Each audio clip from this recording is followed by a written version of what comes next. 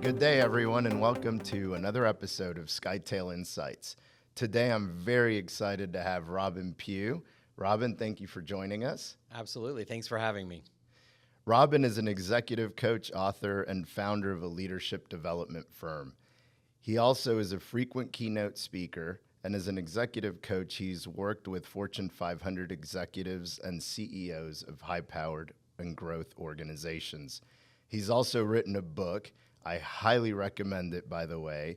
It's named Performance Intelligence at Work, which he co-wrote with sports psychologist Julie Bell. And in the book, he brings the principles of sports psychology to the business arena. As I mentioned, you really ought to pick this up.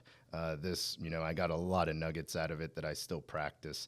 As an established leadership expert, Robin's insights have been featured in media publications like Bloomberg, Forbes, and the Associated Press.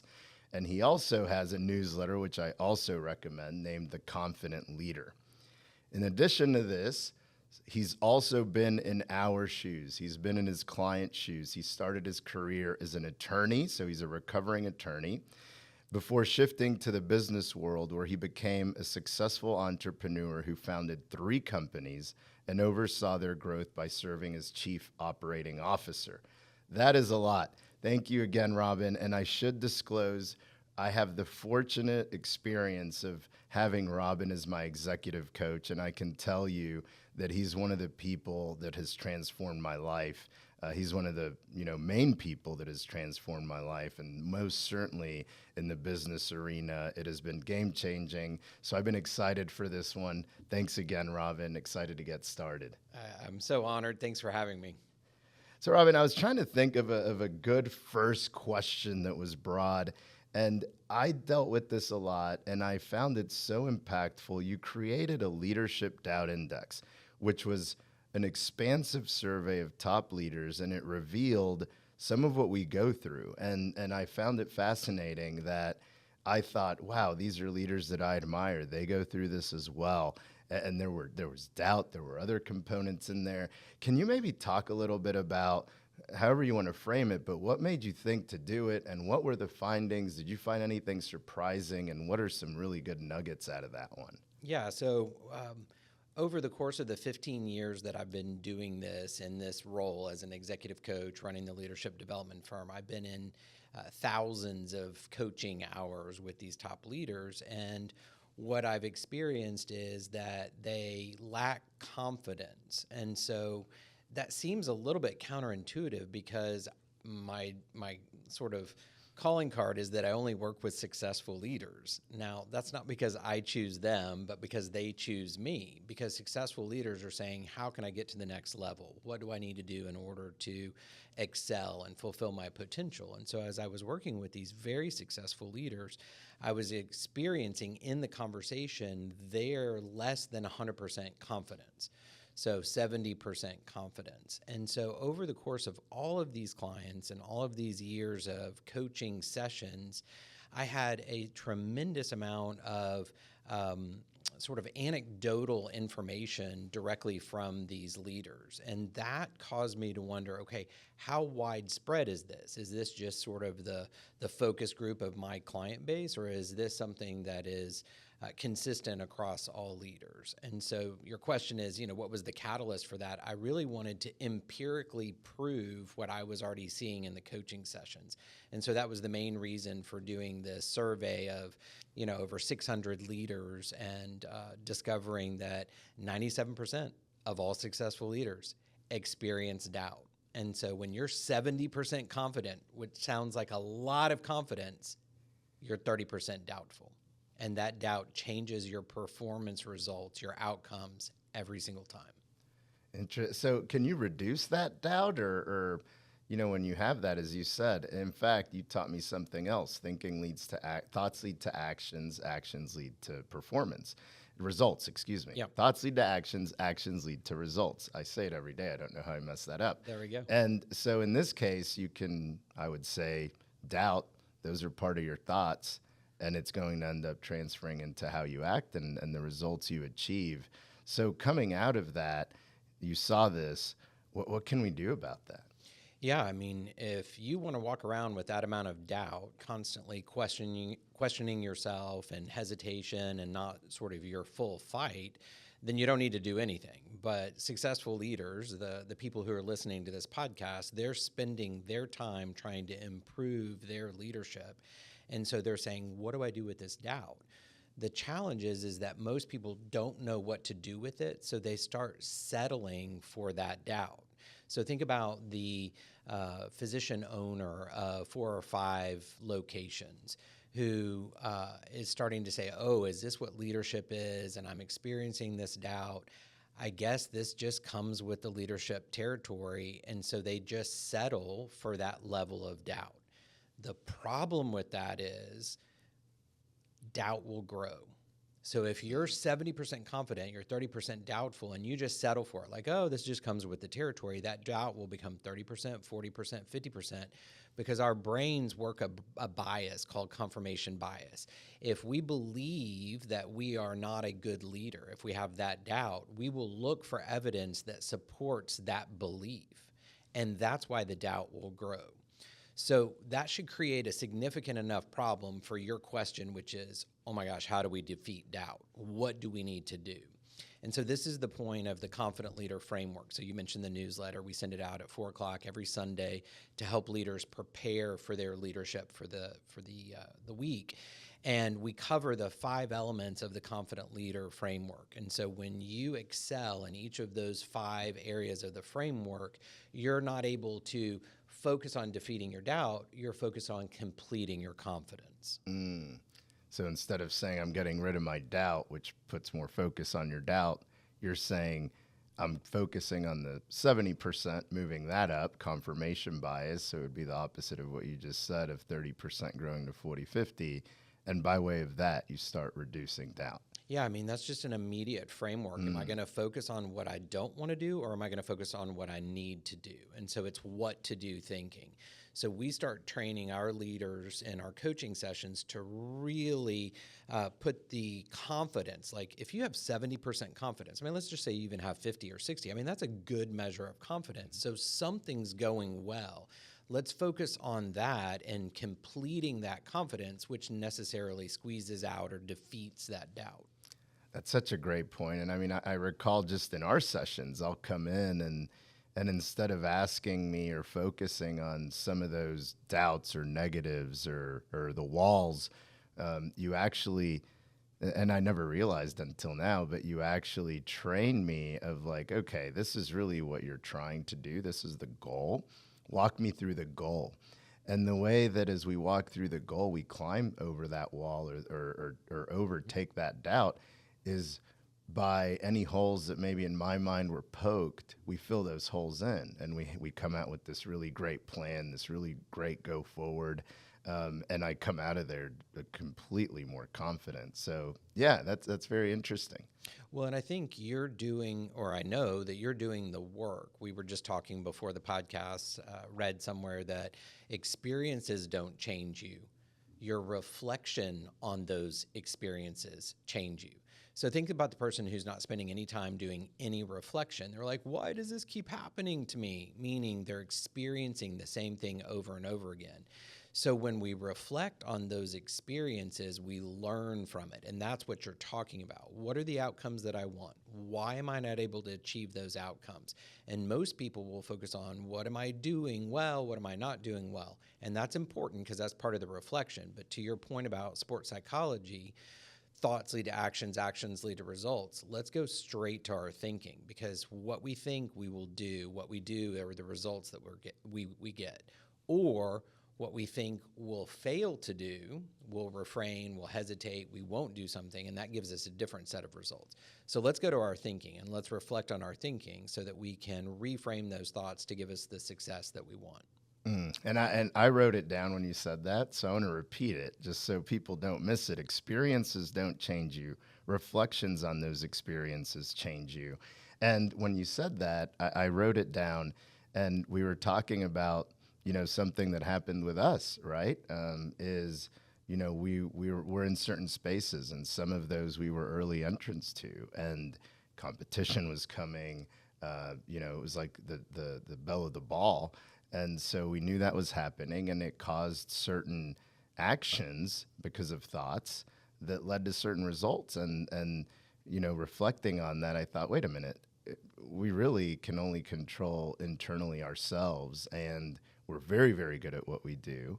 And we just need to focus on that and keep winning. And that was one of those reflections that, let's say we're fortunate enough to enter a new market again and be an early entrant. Our approach is going to be very different because of that reflection, because of, like working with you and getting rid of that doubt of like, wait a minute, we already have this amazing framework for success, and there are certain things people can replicate and there are certain things people cannot. And, I also love what you said on, the reflection piece. It kind of reminded me of, there was early on, I guess, a reporter said this, Kobe missed a last second shot, and he was on the bench just with his head down. It was a big game. And the reporter thought he was just sad about everything, and he was waiting on him to interview him. And he said, I'm sure you took it pretty hard. And Kobe looked at him confused, and he said, oh no, I was just going through, why did I miss it? And now I know. And he just thought that was fantastic because no one had ever answered it that way. Most people were dwelling on it. He was figuring out, and he would always talk about it as it's just another piece in a puzzle that I'm trying to solve. And whether he wins or loses, you have to wake up and do it the next day again. And it's a lot of what you're saying. Yeah, and let's grab onto that Kobe example, because I think the application to the people that are listening to this podcast is spot on. Kobe knew in his reflection on that example, so he didn't get the outcome that he wanted, but he's got a 10-step process to generate that outcome that he drills every single day, because he knows he's going to be in the position of being able to take that last minute shot. Okay. And so when he's able to reflect on it, he's going through, what did I do step 1? Did I do step 2? Did I do step 3? Right? I'm making this up that it's a 10-step process, but he has a consistent process that he's skilling up so that he's 100% confident in each of those steps of his process. But in that instance, he didn't get the outcome. So he's literally mentally replaying it. And for him, within minutes, to be able to tell the reporter, oh, I know what I did. He's saying in step 4, I didn't do this part of it. Not because he wasn't confident, but we don't perform 100% all the time. But now he knew how to correct his mistake. Yeah. So when you think about running your 1 location or your 5 locations or your 3 locations and the doubt that may come in, when you don't get the outcome, do you have a consistent process that you're doing every day, every week, every month for each area of your business, so that when you don't get the outcome that you want, you can actually replay that and train up one of those steps that you didn't perform well on? What's fascinating about what you just said, I love the process example, and if you can build that, it works so very well. We try to do that, and I'm naturally not someone who does that, and it works so well. But with the Kobe example that you said, he talked about that later, and his answer was, which exactly proves your point on he has to have a process. He said, I was thinking about it. The shot was on target. It should have gone in. It was short. I'm never short on that shot. Why was I short? He said he played so many games that season that his body was fatigued. And he said it was short because I didn't have the stamina and muscle, et cetera. So he said, I totally focused on my training and nutrition that entire off season. So to your point, he had a process. It was on target, should have gone in. Why didn't it go in? It was short. Why was it short? I didn't have it. I didn't have the stamina. Yeah, and so it's just such a rich example. And again, bringing it back to the application of the people that are listening to this podcast.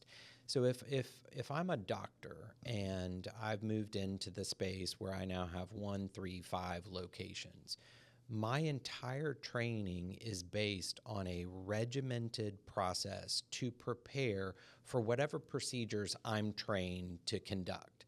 I have to scrub in, we have to make sure we have all the right instruments, like whatever the checklist is. And so when we move over into another area or discipline called leadership or entrepreneurship, we think we don't know how to be a leader or how to be an entrepreneur. Well, in this instance, you're well equipped to be able to create the step-by-step process to get the outcome, which is a favorable outcome for your patient. So you take that same skill set of knowing how to scope and sequence your work, and you bring it over into the leadership or entrepreneurship area. Most of the leaders that I work with, we're not training up on some new skill set. They already have the skill. They've just been applying it in a different environment. So we recognize that, and we bring that over into the new environment that seems off the paved road, right? So their whole career, they've been on this paved road, everything, their standard operating procedures for everything, and now they're a leader and they're in this completely in a different environment.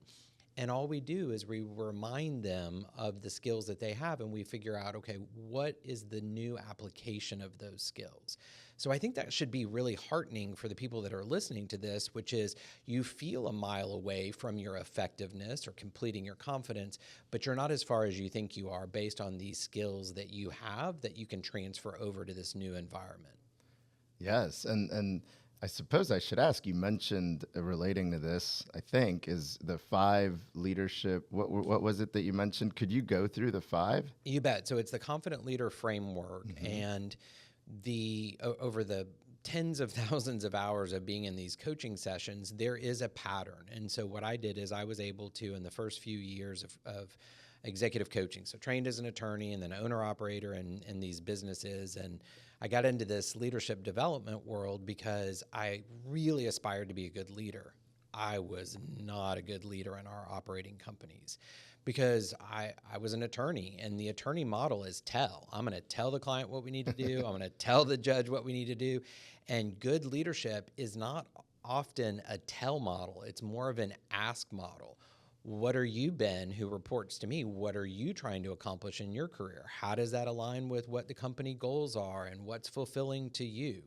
And this new era of leadership for the different generations, millennials and Gen Zs, that command and control, telling people what to do is not going to fly. In fact, that model's dead. Not everybody knows it. And so this ask, approach, what I did is I identified 5 main parts of where people were struggling and suffering from less confidence, lower confidence. And so the 5 elements are parts of the Confident Leader Framework: vision, strategy, execution. Now, those are not new words. There's nothing new under the sun. People conflate those things. So we spend 110% of our time down in the tactics, the execution, very little time up in vision and strategy. Vision answers the question, where are we going out into the future? Strategy answers the question, what are we going to do in order to get where we want to be? And then execution is, how are we going to do it? People, processes, product, technology, tools, timeline, etc. The other 2 elements of the framework, rounding out the 5, are identity and purpose. You want to pick strategies that are consistent with your identity, how you're wired, what your strengths are, and then consistent with your purpose. Why are you even doing this? Because when you operate in your strengths and you understand your why, your intrinsic motivation, you're building a moat around your leadership from the enemy, which is burnout. That's powerful. Now, of these 5, how many leaders, how many firms actually do these 5 when they come to you? Meaning when they show up day one?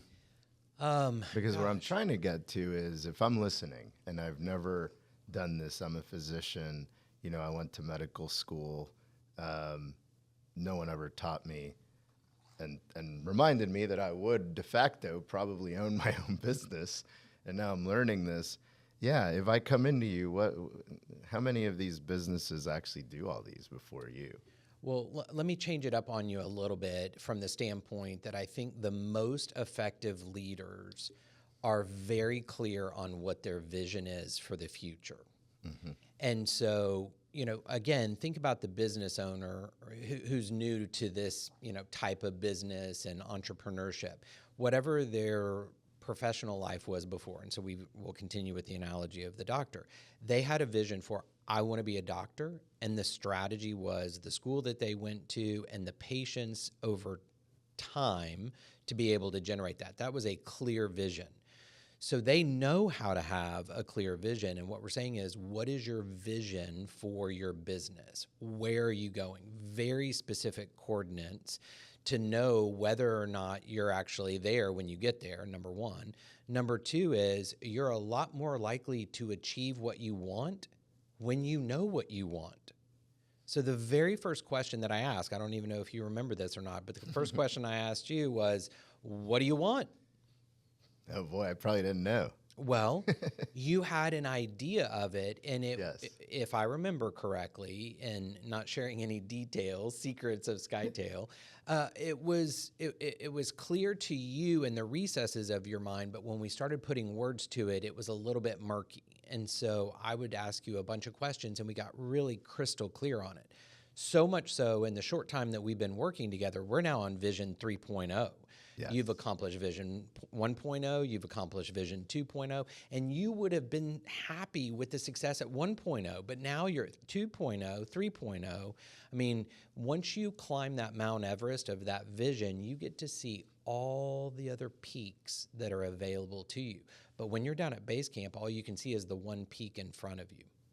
And I'm glad you said that, because the mountain piece has always stuck with me. When you achieve Vision 1, you think you've achieved something, and you have, but then you see everything else. You see this vast world of opportunity. You're like, okay, I want to climb that one now.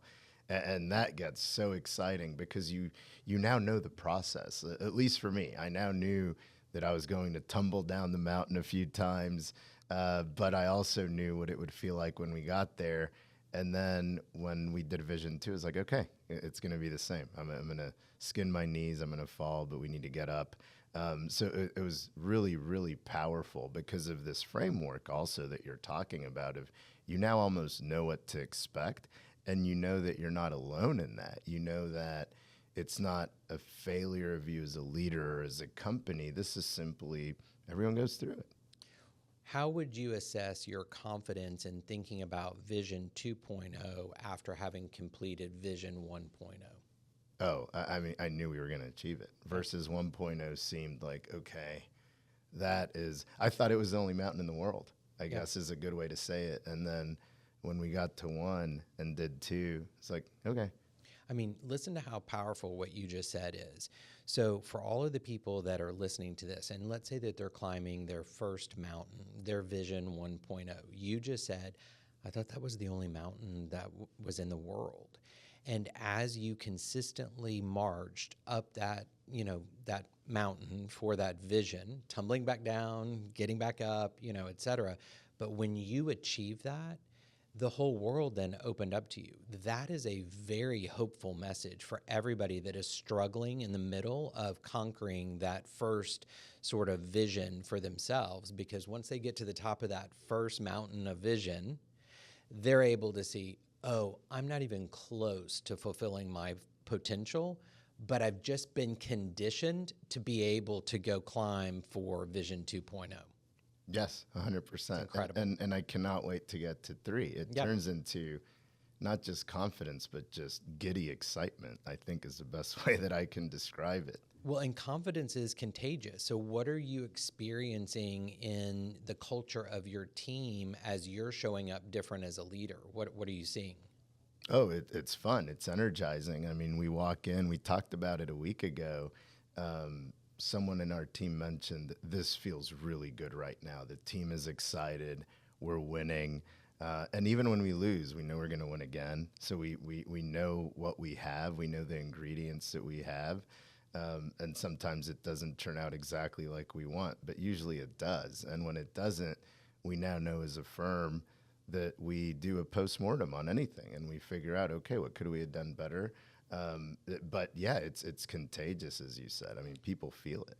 When you don't make that last minute shot, and that's what you're saying is you're doing a post-mortem, an after action review. Okay, so we didn't get that deal or we didn't get that consulting gig, but you come back to the team, you're not discouraged. You're just like, hey, we can't get all of them, but every single one of those is instructional. So then you come back and you say, okay, well, did we run our process? We did. Great. Did we perform every single element of our process to the best of our ability? Meaning you're sourcing that information so that you can make changes and adjustments so that when you retake the field, you're showing up with greater confidence and more well-skilled in each of the areas that are your ingredients, your formula for success. Yeah, and I mean, this applies everywhere. Like a real life example I want to share because it has been transformative. I mean, this is one of the best things that has come out of what you've taught me, and it's personal. My daughter, I have a son and a daughter, and I teach them both this, but my son's already naturally like this. My daughter is a perfectionist, and it worried me at first. She would hesitate trying things because she wasn't going to be the best day one. And so I started thinking about it, and I was like, I turned failure into a good word at the house. And I remember this one. She wanted to do cartwheels. Her friends could do cartwheels. She was embarrassed. I said, you know what? Try it in the house. Maybe don't do it in front of your friends if that makes you uncomfortable. Try it in the house. She did. She got really mad. Like first 2 minutes, she wanted to be as good as her friends who were already doing gymnastics.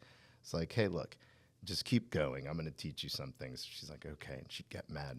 And 5 what minutes age is in. she? She was at this time, I think, 5, Okay, maybe all right. 6, but she's been this way since she was born. Oh, I wonder where Very she got competitive. I have no idea. But so 10 minutes in, I'm like, do you remember the first one you did? She's like, yes. And I saw it go off. And so now she's amazing at it. She's so good at it. She's one of the best because she practices nonstop. But the point is, now when she wants to do something, I simply say, you remember the cartwheel? And it has totally, she's now 8, it has transformed her mindset. It has transformed the way she tackles things. She now loves the process of you're not going to be good at it day one or minute one. Sometimes she gets good at it day one, but you're going to be good at it in the end because you're going to fail and figure something out in each of those failures. And failure might not be the right word to use, but in our house, like I've turned that into I fail every day, but I learned something from it. Yeah.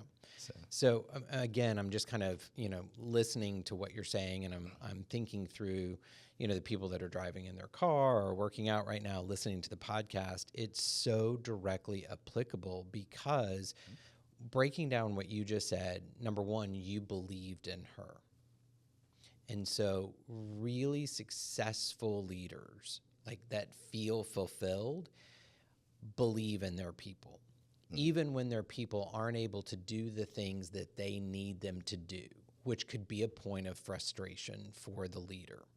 So if you believe in that person and then you say, why don't you start trying it? This is what you said. Hey, don't do it in front of your friends. Do it in front of that, do it in the house, safer environment. So creating an environment where they can try.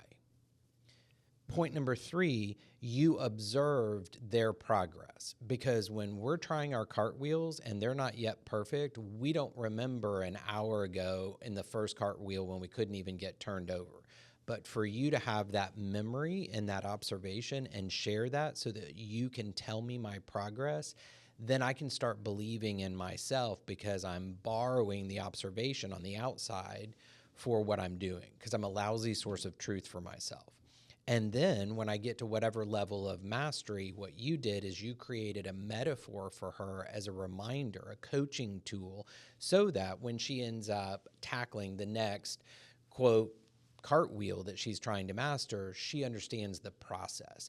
So for the leaders that are listening to that, you just laid out a perfect leadership coaching model for the employees and the team members that work for them. Got to believe in them. Got to create an environment where they can try. And then as they try and make progress, speaking that over them, observing it and communicating to them, hey, good job, you did that better than last week. And then when they succeed, reminding them of that when the next challenge comes along. Yeah, I mean, and it's something I had to learn and you taught me, and it was fantastic. And, the other thing maybe to say is that in doing that, maybe she had that 30% doubt and that's why she wasn't doing it. But instead we turned it into, let's focus on this part. Like you reframe it in a way, which was pretty powerful. But, I'd love to hear from you. You just mentioned team. What are some good, how does a leader, in your opinion, interact? How should they interact with the team? How should they interact with the organization? Because there's the internal work of leadership and forming a vision for the firm and so forth. But how do we interact with our overall organization and team members? And so when you say interact, give me a little bit more. What do you mean? How do you lead? How does a good leader in an organization lead? Maybe some examples that I can think of is, make sure that everyone understands, for example, your vision and where you're going, and get everyone behind that, and make sure that they feel empowered. I don't know exactly, but, are there some common things that, for example, physicians going from, I had one location, I now have 5. And how do I do that? A lot of times we want to do everything. We don't want to delegate. We don't want to, you brought up the word trust, the team. That's really what made me think of this. What's a good way maybe to build an organization which ultimately is made up of humans? What are some maybe good tips for us to think about? Yeah, so that's, a huge question. Yeah, we don't have 2 days. Yeah, but I think it's one that's probably on the forefront of everybody's minds, because if you think about it, if I wake up and I'm not 100% confident in my leadership, there are going to be 1, 2, or 3 sort of pain points that show up every single day before my feet even hit the floor. And so these friction points are ones that are really occupying the mental cycles of your leadership, because you haven't solved for them yet. And we only have a certain number of mental cycles in the day. And so if some of those are being, mental cycles being chewed up by friction points that are persistent every single day, we should focus on those so that we can eliminate those. So let's pick a couple that might be commonplace across a number of leaders. The first is vision. You've got to have a clear vision as to where you're going. And this is what we were talking about earlier. It's the very first place that I start. Your team is excited about working here because you have crafted and communicated a very clear vision as to where you are going, you and the team. And so there's an old proverb that says, people perish for lack of vision. They'll cast off the restraints and they'll go their own way. So think about it just from a normal team perspective. If you're not telling everybody every single day where you're going, they're like, now where are we going? And if the leader's not offering the answer to that question, then they're like, well, I got to figure it out for myself. Oh, well, I now don't agree with these actions of the leader because I think we should be going in this direction. So there's a lot of disharmony that can occur when you don't have one clear, unified vision, and everybody's on board with that. So that's number one, and it eliminates a lot of friction because now everybody's in consensus. We're like, okay, this is where we're going. Then the second piece would be leaders often don't know what their employees are thinking. And so they're guessing. Well, do they like working here? Do they not? Or do they feel like they're being effective? Well, why are they doing that? And so we just start filling in the gap. We start imputing to those individuals sometimes negative motivation or negative motives rather. And so that's not good because now you've kind of got this thing in between you and the team member. Well, you've got to get feedback from your team. You've got to ask them. So whether or not that's in the one-on-one, you've got to create this culture of feedback whereby you're getting information that allows you to be able to course correct. So that's another kind of key piece. So vision and then feedback. I was reading a book the other day and it put it so succinctly. One of the biggest traps for leaders who are experiencing burnout is that they're telling their teams how to do things, not what to do. And so now you can just hang everything underneath that. Delegation, trust, oh, I can do it better than them. If somebody else can do it 80% to the degree that you can, you should let them. Like that's really a successful win. Like what's the error rate inside of that 20%? So when you're telling people what to do, I would like for all of our patients to come in and have an incredible experience so that when they're filling out the survey after their procedure or after their engagement with us, we're getting 4 and 5 stars. That's a what. Well, all of a sudden, whoever is in charge of that, whether or not it's your office manager or your nurses, et cetera, they then can come up with the approach that they need to do in order to accomplish that what. Now, right behind that are the people who are like, well, my people aren't skilled in being able to do that. Well, who's going to train them, or did you hire wrong? Yes. So basically, always take that responsibility. That last comment. Yes, because if you've hired people that don't know how to do it and you have to do all the tasks or tell them what to do, how to do it, that's if you're telling them how to do it, then there's no room for them to take any ownership. And so these people, they don't take initiative, they don't take ownership. It's like, yeah, because you're telling them how to do it. And when they operate outside of how you told them to do it, you get frustrated with them and you either say that out loud or they can feel it. Then they're like, great, you just tell me what to do. Tell me how to do it. And if you think of an organization that's run on the how versus the what, it's limited to your how. Versus, I know what we have found here is, and we say it, when people come in, especially at the beginning, it's like, hey, look, I've been doing this for a while. I may have become efficient in inefficiencies here. If you see inefficiencies, we want to know about it. And, usually people coming in immediately don't feel comfortable, so we let them know. And it's really ramped up the firm because every new team member has their thumbprint on the firm because they're able to say, oh, this is what you want? Have you thought about this?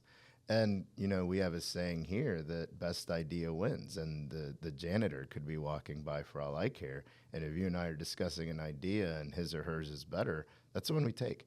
Doesn't matter. And that's that what thinking is so powerful. And, you've taught me something as well. We were discussing a few things from job descriptions to, hey, what about a conference? And you said something that has worked so well here. And anytime I say it to team members here, they're like, whoa, I love it. And they give me feedback that it's so good. And, I have to give you credit, unfortunately, so they all know that it didn't come from me, it came from you. But what we do is, hey, Robin, we're going to this conference. I'd love for you to tell me, what you think you can do there to be impactful. This is what we're trying to get out of the conference. Let me know, how you're going to plug in here. So we can be aligned, come up with some ideas. And of course I have my own ideas of what each one of us ought to do, or, maybe more applicable of what do you think your day-to-day or your responsibilities, job description is, to make sure, because what that allows you to see is sometimes I didn't communicate it clearly enough.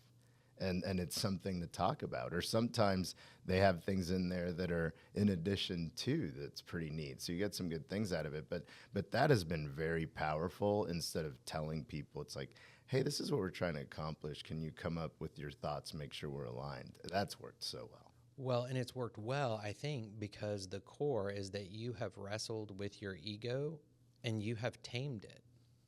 In the sense that you don't have to be the only one who has the idea for how it should go. And so you had the ego, if you will, to be able to start the business, because you've got to step across that threshold. So you've got to have some, entrepreneurialism and ego and all those things that really fuel that. But then when you're able to make room for others to contribute, now you've got something even more significant than your own ego. You have a collection of individuals who make up the identity of Skytale. And so the sum of the parts is, the whole is greater than the sum of the parts. Mm-hmm. Is that the way we say it? And so everybody feels fulfilled here because you're making room for them, even though you've got clear opinions based on good experience on how things should go, best practices, so to speak. And if those are adopted, great. But where there's room, which is, hey, we're going to go to a conference and here's what we're trying to get out of it, how would you go about doing it? Yeah. Yeah, and I wanted to share that because it really has become a powerful tool within the organization that other team members now use. Now, you know, I do want to ask, because I'm intrigued, and I've never asked you this. You work with Fortune 500 executives and so forth, and you know, to me, that's like the pedestal, right? That's the NBA, the NFL, and here we are, a small company, and fortunately, I work with you. What are some commonalities? I mean, are these people just amazing, otherworldly beings, or what are some commonalities of leaderships that you see when you work with folks at that level versus, you know, whether it's myself or a 5-location, you know, physician type organization? Yeah, well, I love how you set up the question, because you're saying, are these people in these Fortune 500 companies, are they otherworldly? You know, do they have superhero capes that are not available to us mere They do, mortals? right? Yeah. And you know, I think that's the trap in our thinking, is that we will compare ourselves to other people. And so what's the old adage about comparison is that it's the thief of joy. And so it'll rob you, because it means that you're not really content with your present circumstances. If only we were this size, or whenever we get to this place, I'll be happy or effective. And so what's so great about really the question that you asked is that it reveals the myth that people think that because it's bigger, somebody else is a better leader. The exact same framework that I use in our coaching conversations is the same framework that I use for a client that's running a third of a $6 billion organization. And he's human, just like you. He's having all the same thinking issues. They're just a couple more zeros. And it's not because he was more successful and kind of got a jump start on it. And so when you look at people who've been able to be a leader of a much larger organization, I think the answer that I want to give you is that a key ingredient is consistency. So when you do the same thing every day, so your daily routines, your weekly routines, your monthly routines, those compound over time and generate an outsized return for the effort, but not in week one. So back to the doctor. The doctor is effective and skilled in what they do after 12 years of school. So they've experienced the compounded positive impact for the cumulative work over time. So James Clear, Atomic Habits, hugely popular right now, talks about the consistency. And what I loved about that book in the back third, which most people won't even make it to the back third of the book, which is hilarious to me. There's a real nugget in there, is that the successful people that we look at that would say, oh, they're otherworldly, or they fell into it, you know, or whatever excuse we're going to make for their success, they've been able to withstand the boredom of the consistency day in and day out. It's so, I was going to say, I'm so glad you used the word consistency, and what you said at the end is exactly what I wanted to get across. You know, I like watching all sorts of things from leaders, and one of the things that I recently watched something where they said, you know, a lot of people say motivation. Motivation's not the right word, and it's not the right thing to use when you're building a business. And he compared it to their days that I'm not motivated to go to the gym, but I have to go. I'm going no matter what. And he said the right word is consistency and discipline. You have to have that consistency and discipline, because there are going to be days that you're not going to want to get up and go to the gym, or get up and go to work, or get up and show up a certain way. But you have to, and it's consistency and discipline. So I love that. That is a great reminder. And if we reach into the Confident Leader framework, the two elements that work the best for that consistency is vision and purpose. So when you're really clear that this is the picture of where you want to be out into the future, and you believe that it's possible, even in the face of disbelief. I always say, don't believe everything you think, because your mind will tell you that the slope is too steep. You're not going to be able to climb it. To that, I say, don't listen to yourself. Tell yourself, Are you listening to yourself, or are you telling yourself what the deal is? So tell yourself that that's the vision. Don't listen to the inner thoughts that are telling you you can't do it. So that's vision. And then your purpose is, why am I doing this? If you don't have a compelling purpose, then you'll give up at base camp 2. You're like, this is okay. This is sufficient. I've never gotten this far before, so I'll just settle for this. All the while knowing that it's not your full potential. I love that.